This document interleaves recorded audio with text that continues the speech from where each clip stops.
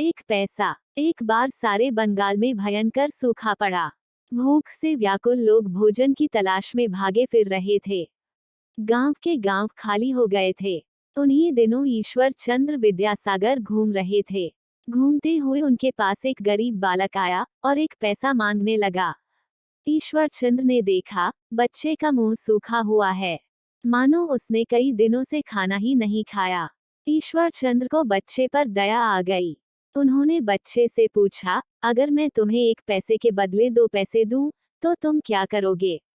बच्चे ने समझा वह मजाक कर रहे हैं। महाशय, मैं बड़ी परेशानी में हूँ। अगर आप मुझे 4 पैसे दें, तो उनमें से 2 पैसे की चीजें लूंगा और 2 पैसे माँ को दूंगा।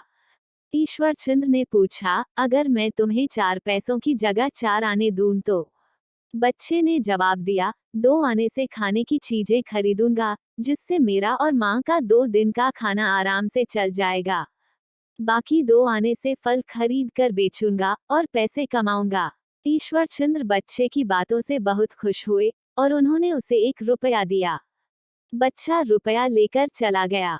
4-5 साल बाद ईश्वर चंद्र फिर उसी जगह आए। एक दिन जब वह घूमने जा रहे थे, एक युवक उनके पास आया और प्रणाम करके बोला, क्या आप थोड़ी देर के लिए मेरी दुकान पर चलेंगे?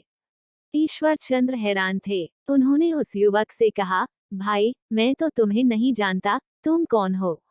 उस युवक ने याद दिलाया कि 4-5 साल पहले उन्हीं के दिए हुए 1 रुपये से उसने काम शुरू करके अब यह दुकान खोल ली है।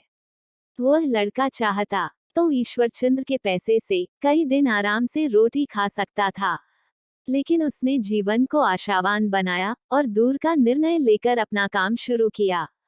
यही तो अंतर है सामान्य आदमियों में और कुछ अलग कर दिखाने वालों में। 2 सीमाएं हैं, 2 छोर हैं, जिनके बीच में काफी लंबी दूरी है। एक भूतकाल और दूसरा भविष्य।